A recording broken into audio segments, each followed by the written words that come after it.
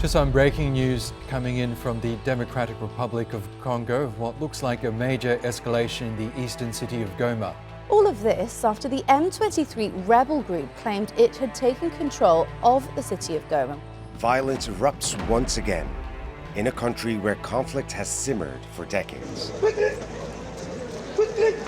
A rebel uprising is changing the political landscape. DRC is a failed state. And millions of civilians are caught in the middle.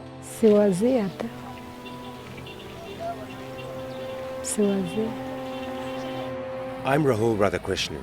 I've traveled to the Democratic Republic of the Congo's east to find out what's at stake amid fears that instability here could explode into a wider regional escalation.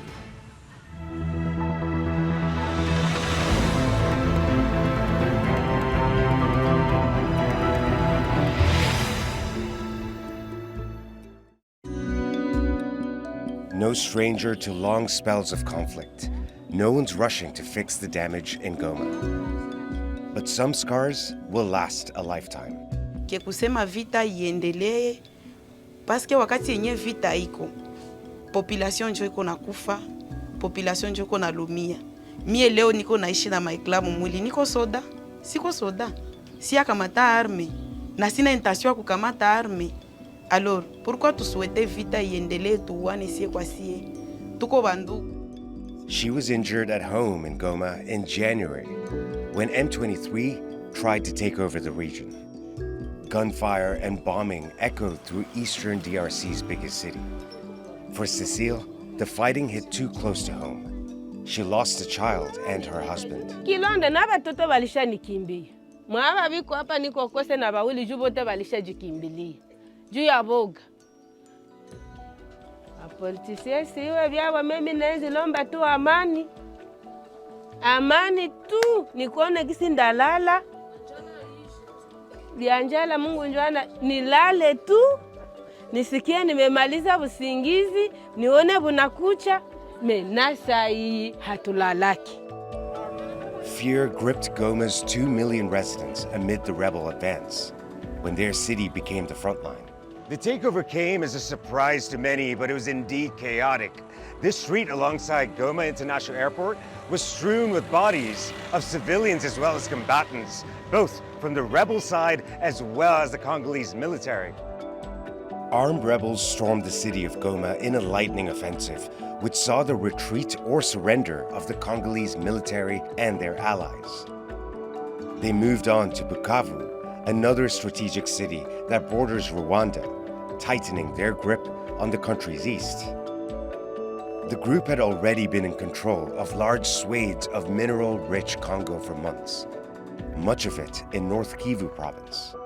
They now promised to march to the capital, Kinshasa, nearly 1,000 miles to the west. They hope to take over the whole country.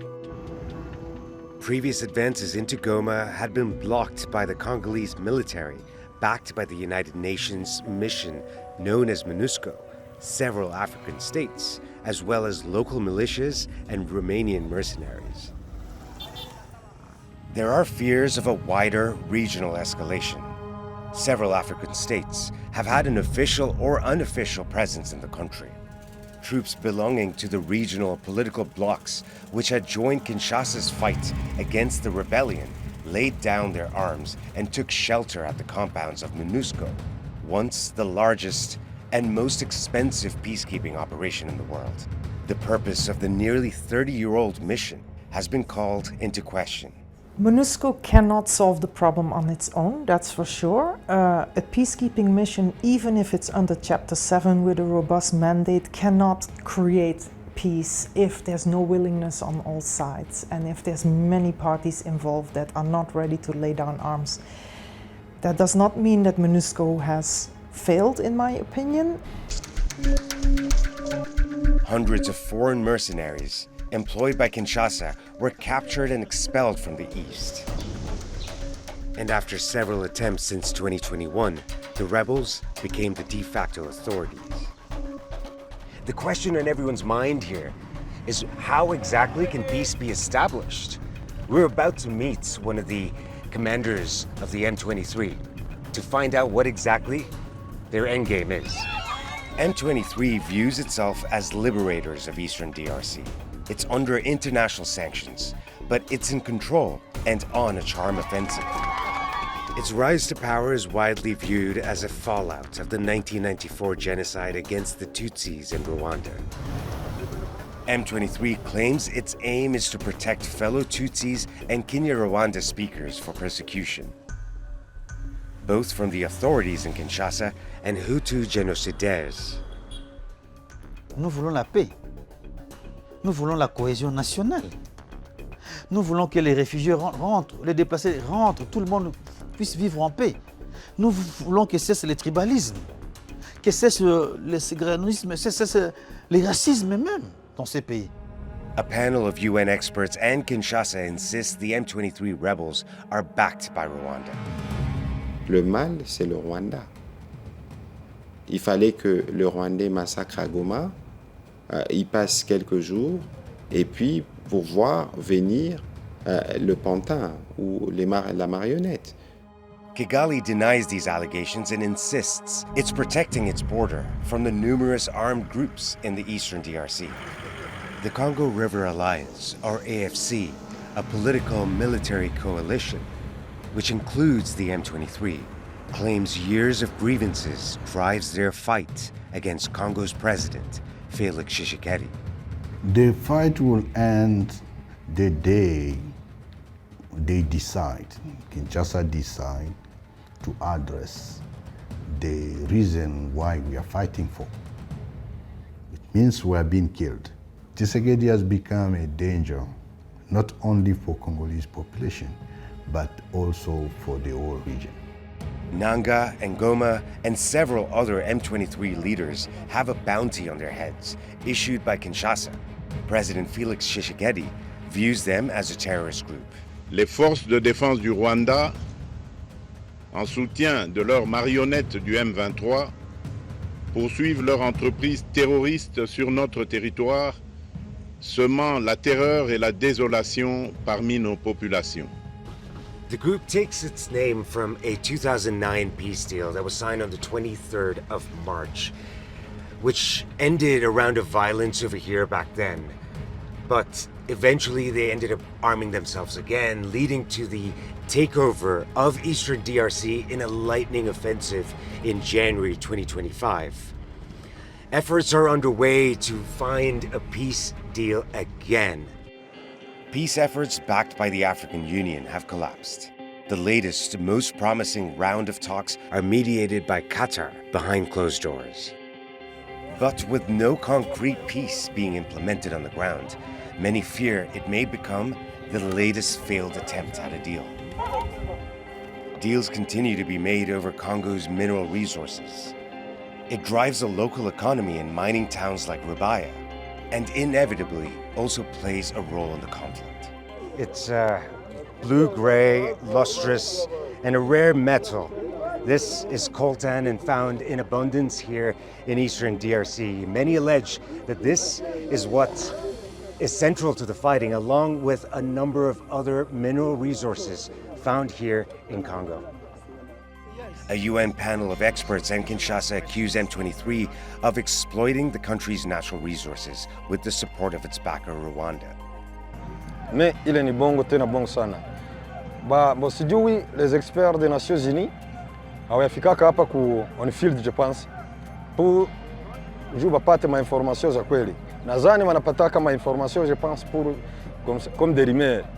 Ndio vile vraiment ile ya kudanganya ni kudanganya tena sana. But those working the mines say the conflict is driven by years of public discontent with the government in Kinshasa. Hapana, wale wanabadanganyaka. Ile ni kudanganya. Erezuma wepe kuna visema wanasemaka na wako kule meshie wenye tuko hapa, ile ni bongo. Ingekuwa kama wenda ni mtu wa mbali, njo ndaizi hiyo kama wenda huyu ni mtu wa mbali.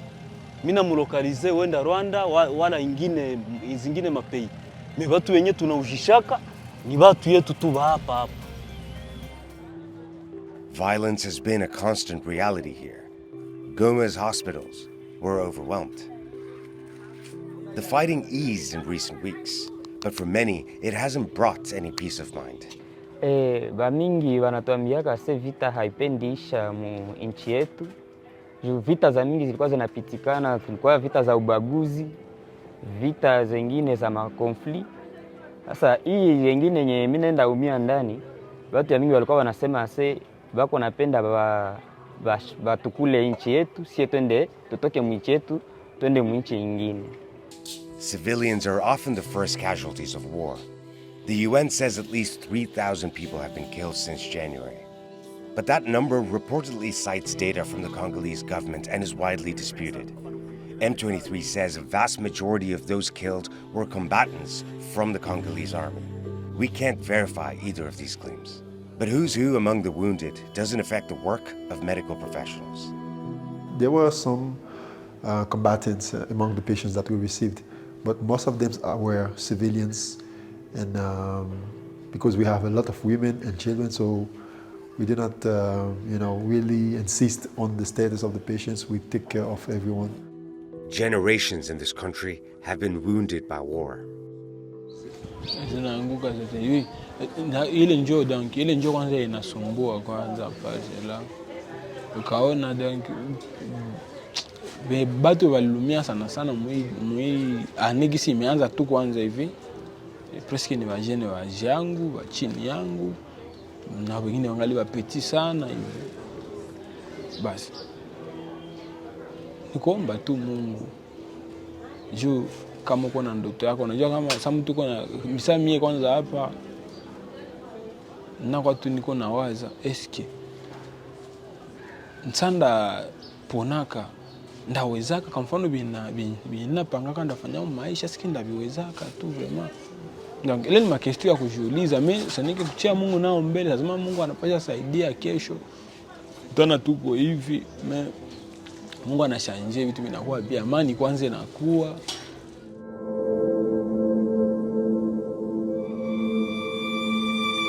The UN says more than 1/3 of the population of North Kivu province are displaced.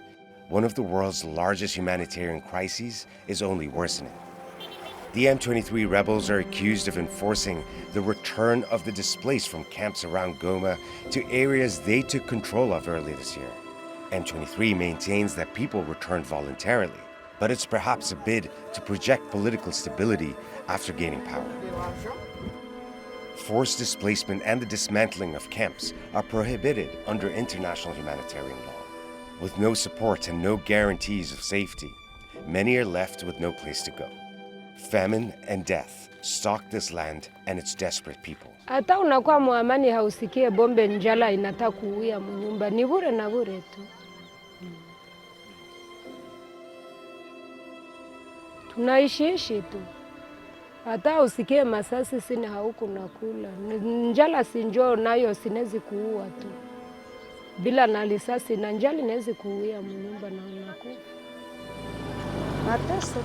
For many, hope is scarce. Inatusumbua sana. Naishi bila amani. Na hautasinzia. Ndio vile tunaishi. Unajisikia manake hauna raha. Na banaweza hata kugonga na mbarabara. Juu unatembea kwanza kichwa yako haiko bien. Ndio vile tunaishi maisha ya shida.